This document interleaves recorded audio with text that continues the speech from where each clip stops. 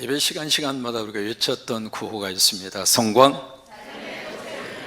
예배 시간마다 우리는 그 구호를 외쳤고요. 영화부 아이들도 성광하면 고사리 같은 손을 불끈 쥐고 살림의 꽃을 피우자 그래요. 근데 그 살림의 꽃을 피우자 그 외침이 여기서 끝나지 않고 11개 나라 우리가 가는 장소마다 우리 살림의 꽃을 피우자. 근데 그 외침을 누가 들으셨는가? 하나님이 들으셨습니다. 그래서 민수기 14장 28절 말씀 여러분 기억하시죠? 그들에게 이르기를 여호와의 말씀에 내 삶을 두고 내가 맹세하겠다. 하나님의 존재 자체를 두고 맹세하실 정도로 하나님이 이 말씀을 우리에게 주십니다. 너희 말이 내 귀에 어떻게 한 대로 들려.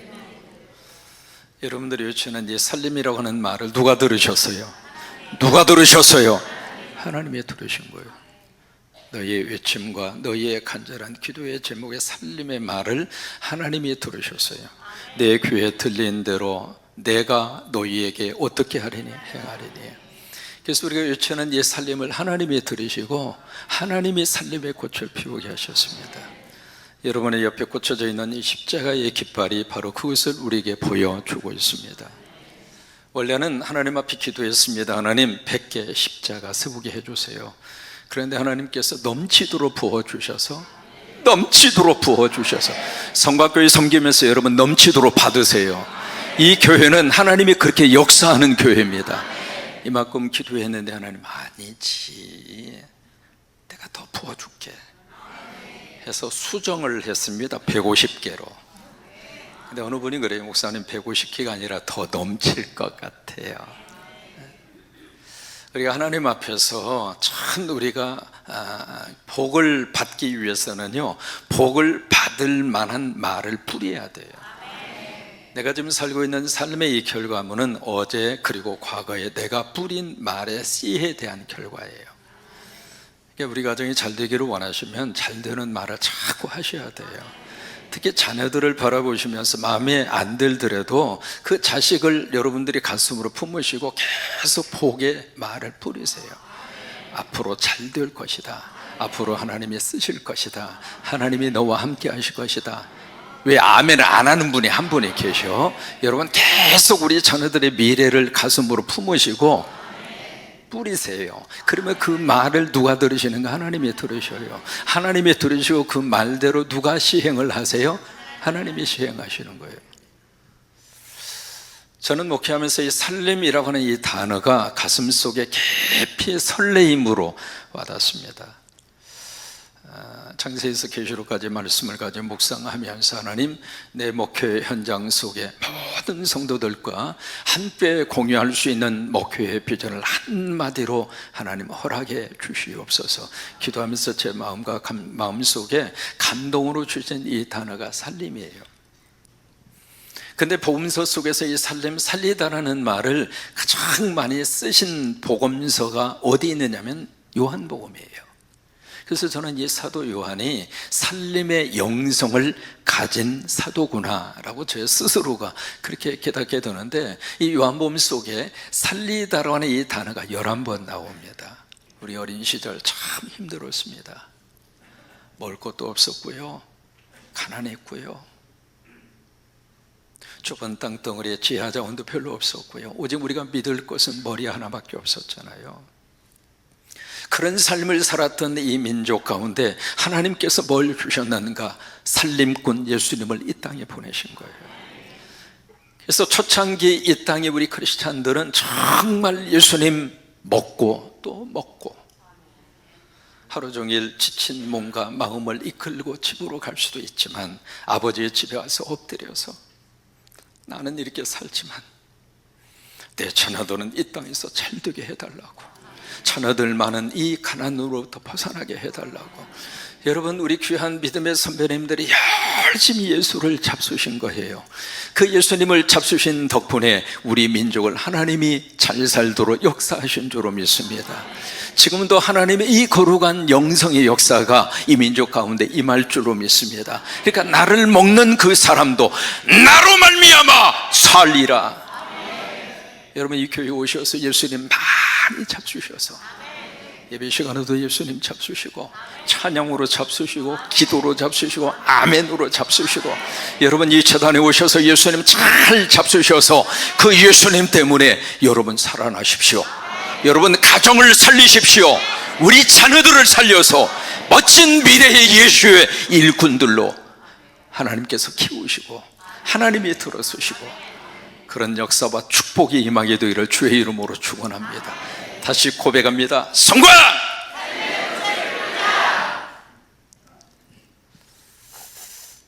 그래서 이 말을 외칠 때마다 제 마음속에 너무 깊은 감동이 있는 거예요. 왜요? 지금도 하나님이 그 음성을 들으시고 그 음성대로 하나님이 시행하시고 하나님이 역사하실 것을 믿기 때문에 그렇습니다.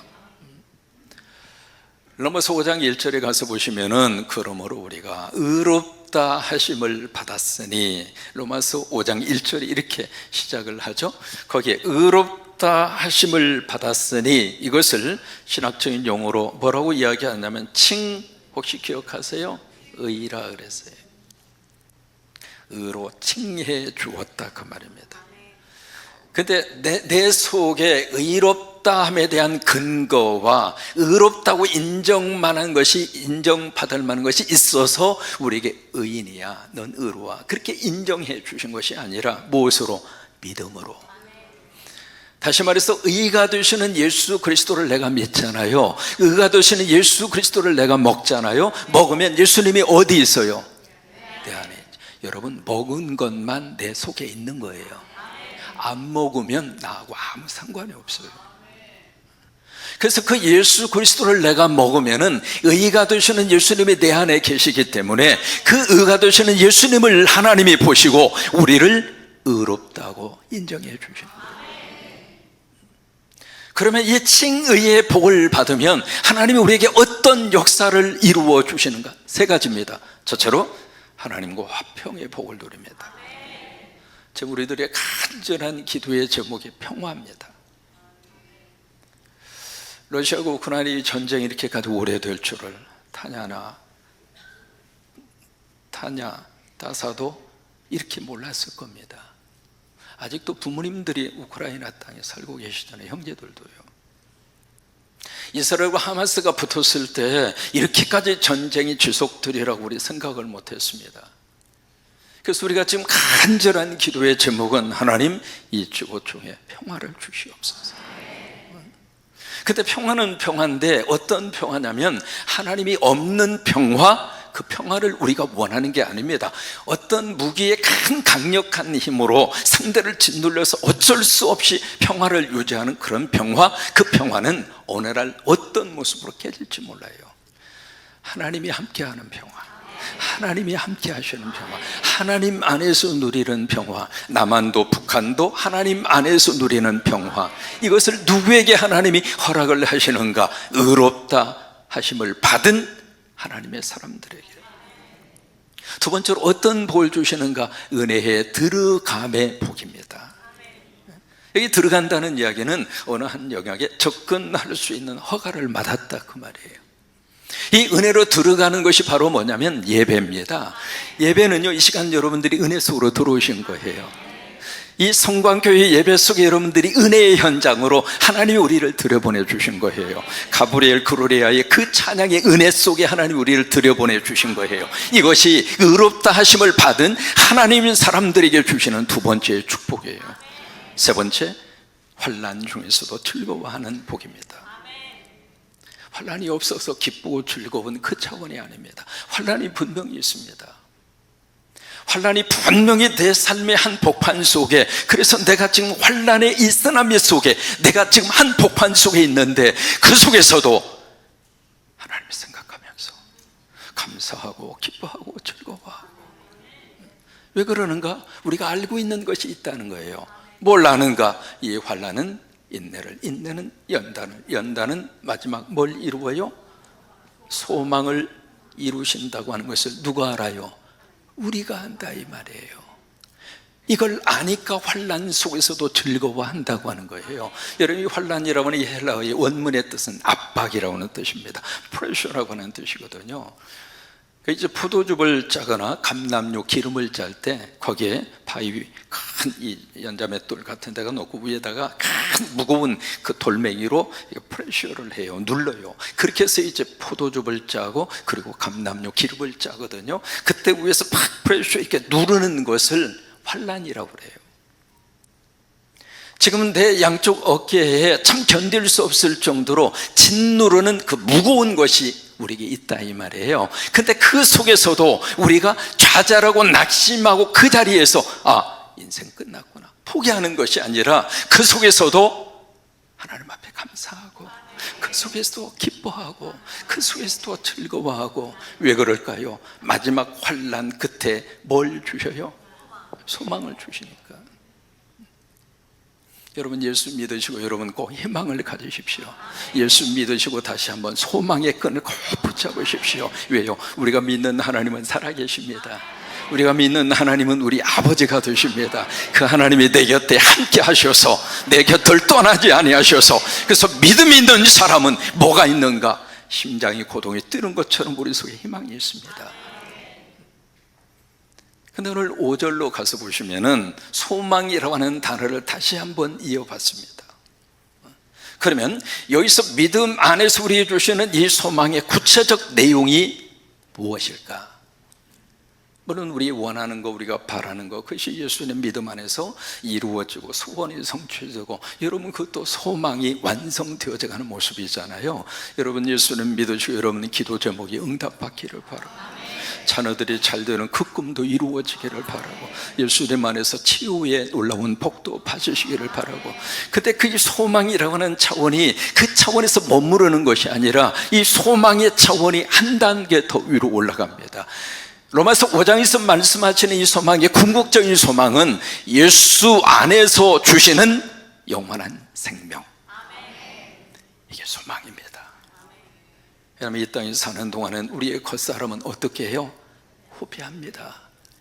그 막을 수 있습니까? 없습니까? 막을 수 없어요. 그래서 이 땅의 소망은 잠시 잠깐이지만 오늘 성경에서 말씀하시는 소망은 영원한 소망입니다. 그래서 예수 안에서 주시는 영원한 생명, 이것이 바로 오늘 우리에게 말씀하시는 소망인데, 이 소망이 그 다음에 단어가 나옵니다. 무슨 단어가 나오면 우리라고 하는 단어입니다.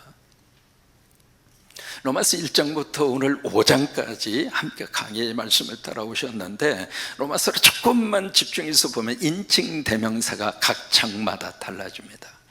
로마서 1장에서는 나라고 하는 단어가 나와요. 내가 복음을 부끄러워 안 한다. 이 글을 쓰고 있는 바울 자신을 가르치고 있는 거죠. 그 다음에 2장으로 가면 너라고 하는 단어가 나옵니다. 율법 속에 갇혀서 예수 그리스도와 복음을 거부하는 유대인들을 지칭하는 거예요. 근데 4장과 5장으로 오면 이 인칭 대명사 자체가 무리로 바꾸어집니다. 그러니까 바울이 믿고 있는 예수 그리스도가 바로 이 글을 읽고 있는, 이 글을 받아서 읽고 있는 로마에 있는 유대인과 이방인들 속에서도 그들이 예수 믿어서 그들 속에도 예수가 있는 거예요. 그러니까 이 글을 쓰면서 성령께서 너와 그들은 우리다, 하나다 이 말이에요. 여러분, 교회는 어떤 공동체인가? 우리 공동체입니다. 내가 믿는 예수, 옆에 있는 분도 예수님 믿으시고, 내 안에 예수님이 계신 것처럼 옆에 있는 분 속에서도 예수님이 계시고, 서로 여러분, 우리는 우리 알아가는 이 공동체 속에 하나님의 자녀로 모인 소중한 하나님의 권속들입니다. 그래서 우리라고 하는 이 단어가 우리가 되기 위해서는 뭐가 필요한가? 투게더, 함께함이 필요합니다. 상대가 아프죠? 나도 아파요. 그러면 우리예요. 상대가 아파서 울고 있는데 거기에 대한 감정이 내 속에 전혀 느껴지지 않아요. 그럼 우리가 아니에요. 같은 공간 속에 있기 때문에 우리가 되는 것이 아니라 같이 상대와 함께 감정을 공유하고 상대의 그 형편과 사정을 함께 이해하면서 받아줄 수 있을 때, 그때 우리가 돼요. 우리 성광교회는 우리 교회가 됐으면 좋겠어요. 내 교회이기도 하지만 사랑하는 옆에 있는 분의 교회이기도 하고, 그래서 우리가 예수 안에서 우리가 되는 공동체, 그게 바로 우리라고 하는 이 단어의 뜻이거든요. 근데 오늘 본문 말씀의 5절에서 8절까지 짧은 구절 속에 우리라고 하는 단어가 몇 번 나오느냐면 7번 나옵니다. 그만큼 우리라고 하는 단어를 강조하고 있어요. 오늘 5절 말씀에 이 소망이 우리에게 부끄럽지 않다, 그 표현을 쓰고 있습니다. 부끄럽지 않다는 이야기는 우리가 붙들고 있는 이 소망이 절대로 우리를 실망시키지 않는다. 여러분, 예수 안에서 가진 이 궁극적인 하나님이 주시는 영원한 생명의 소망이 결코 우리를 실망시키지 않습니다. 그렇기 때문에 환난 중에서도 이 소망을 붙들고 사는 거예요. 왜요? 이 소망이 진짜니까. 그러면 왜 이 소망이 우리로 하여금 부끄럽게 안 하고 이 소망이 우리를 왜 실망시키지 않을까? 하나님이 우리가 붙드는 소망에 대해서 개런티를 하셨다, 보증을 해주셨다. 무엇을 통해서? 그 다음 중요한 단어가 나옵니다. 뭐냐면 성령입니다. 로마서 전체 속에 성령이라고 하는 단어가 12번 나옵니다. 그 가운데 성령이라는 단어가 집중적으로 나온 것이 로마서 8장입니다. 여러분, 로마서 8장 강의할 때는 성령의 역사가 폭발적으로 일어날 겁니다. 로마서 8장은요, 참 그 말씀을 묵상하면 묵상할수록 저는 기대가 돼요. 로마서 8장 언제 갈까? 그래서 때가 되면 갑니다. 근데 로마서 8장이 이 성령의 고루간 기름이 쫙 흐르고 있는 장이 로마서 8장이거든요. 로마서 8장 속에 성령이라고 하는 단어가 7번 나와요. 그래서 로마서 전체 속에서 성령이라고 하는 단어가 가장 먼저 나온 것이 로마서 5장 5절입니다. 성령. 자, 5절을 같이 한번 읽을까요? 시작. 소망이 우리를 부끄럽게 하지 아니하면 우리에게 주신 성령으로 말미암아. 자, 우리에게 성령을 주셨어요? 안 주셨어요? 주셨다, 이 말이에요. 여러분 속에 성령님이 계세요. 하나님이 영으로 말미암지 않고서는 하나님 예수 그리스도를 주라 시인할 수 있어요? 없어요? 없어요. 성령님이 우리를 이끌어 주신 거예요. 그러니까 우리에게 성령님을 하나님이 주신 거예요. 자, 보십니다. 우리에게 주신 성령으로 말미암아. 여기 말미암아라고 하는 이 단어가 그 다음에 기록이 되어 있잖아요. 이게 말미암아라고 하는 이 단어가요, 로마서 5장에 몇 번 나오냐면 16번 나옵니다. 굉장히 많이 나와요. 이 말미암아라고 하는 이 단어를 헬라어로 디아라고 하는 말인데 영어로 바이 또는 드루라고 하는 단어를 쓰거든요. 그것을 통해서만 된다, 이 말이에요. 다른 것으로는 불가능한데 그것을 통해서, 그것에 의해서 하나님이 역사하시는데, 여기에 성령으로 말미암아, 이 이야기는 성령에 의해서, 성령을 통하여 하나님이 역사하시는 것이 있는데, 그것이 바로 뭐냐면 성령으로 말미암아 하나님의 사랑이 우리 어디에? 마음에. 머리? 다시 보세요. 머리에다 부어주셨어요? 마음입니다. 여러분, 하나님의 성령의 거룩한 역사가 머리의 차원으로 끝나지 않습니다. 여러분, 머리라고 하는 것은 개념적 그리고 이성적 차원에서 머무르는 게 머리잖아요. 성령님이 하나님의 사랑을 어디에다 부어주셨는가? 우리 마음이에요. 왜요? 느끼고 살으라고. 왜요? 경험하고 살으라고. 그래서 우리 마음속에 성령으로 말미암아 하나님의 사랑을 어떻게 했는가? 부어주셨어요. 부어주셨다는 얘기는 pour out, 아낌없이 쏟아 부은 거예요. 오늘도 이 시간 성령으로 말미암아 하나님의 사랑이 우리에게 쏟아 부어 주셔서 하나님의 사랑이 우리 마음속에 쏟아 부어 주셔서 우리가 가지고 있는 이 소망이 절대로 우리를 실망시키지 않으리라고 하는 믿음을 가지고 저와 여러분이 살 수 있게 되기를 축복합니다. 그래서 로마서 5장 6절로 8절의 말씀을 우리에게 그 다음에 허락을 하십니다. 6절을 같이 한번 고백할까요? 시작. 우리가 아직 연약할 때에 기약대로 그리스도께서 경건하지 않는 자를 위하여 죽으셨도다. 여기에 보시면 아직 어느 때? 아직 연약할 때. 자, 7절로 가서 보십니다. 두 종류의 부류의 인간이 7절에 기록이 되어 있습니다. 시작.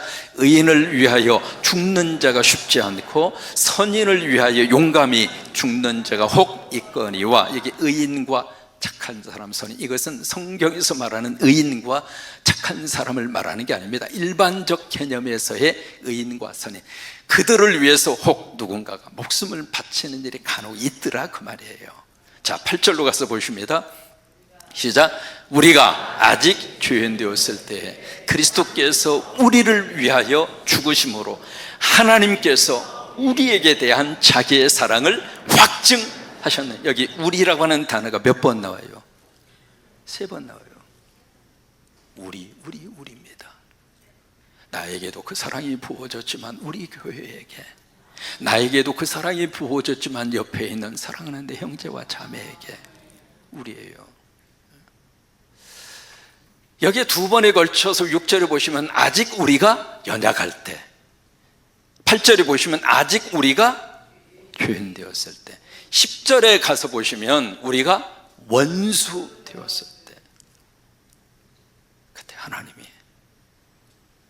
우리를 위해서 십자가에 당신의 아들 예수 그리스도를 죽임으로 우리를 향하여 나는 너를 사랑한다고. 그래서 우리에게 대한 하나님의 그 사랑을 어떻게 했는가? 확증했다, 이 말이에요. 확증. 여러분, 이 확증이라는 이 단어 자체가요, 영어로 demonstrate라고 하는 단어를 씁니다. 거기서 나온 말이 데모예요. 데모한다고 그러잖아요. 성경에 이 demonstrate, 데모라고 하는 말이 4번 나와요. 4번. 그 중에 하나가 로마서 5장 8절입니다. 로마서 5장 6절로 8절까지의 말씀을 통해서 많은 사람들이 은혜 받고 회개하고 하나님 앞에 왔습니다. 내가 하나님 몰랐을 때 그 상태, 나는 나대로 참 하나님 없이 그렇게 살고 있는 그 순간에도 하나님이 나를 사랑하셨구나, 하나님이 나를 버리지 않으셨구나, 그 하나님의 사랑에 대한 성령의 음성과 성령의 은혜를 받고 복음 안으로 들어온 크리스찬들이 굉장히 많아요. 그 하나님의 사랑은 절대로 사라지지 않습니다. 세상 끝날까지 하나님 우리를 사랑하십니다. 하나님께서 지금도 우리를 향하여 데모하시면서 나 너 사랑해, 나 절대로 놓지 않을 거야, 어떻게 해서라도 나 너 천국 데려갈 거야. 이게 하나님이 주시는 놀라운 사랑입니다. 여러분 한 분 한 분이 얼마나 소중한 줄 아십니까? 여러분 한 분 한 분이 얼마나 존귀한 하나님의 자녀이신 줄을 여러분 아십니까? 그렇게 소중한 여러분들입니다. 그 소중한 여러분들, 여러분 자신이 여러분에게 잘해주세요. 누가 잘해줘? 내가 잘해주라고. 아들이 잘해줄 때까지 기다릴까? 남편이 잘해줄 때까지 쳐다보고만 있을까? 손주가 커서 잘 돼가지고 잘해줄 때까지 오매불매 손주만 바라보고 살아야 될까? 누가 잘해줘요? 내가 나한테 잘해주세요. 여러분 자신이 여러분 자신한테 잘해주세요. 먹고 싶은 게 생각나면 바로 가서 사 먹자고. 누가 해주기를 기다리지 말고. 하나님이 나를 향하여 데모하십니다. 난 널 사랑한다고. 난 널 사랑한다고. 그래요. 그 사랑을 가슴에 꼭 기억하시고 이 한 주간도 여러분 당당하게 삽시다.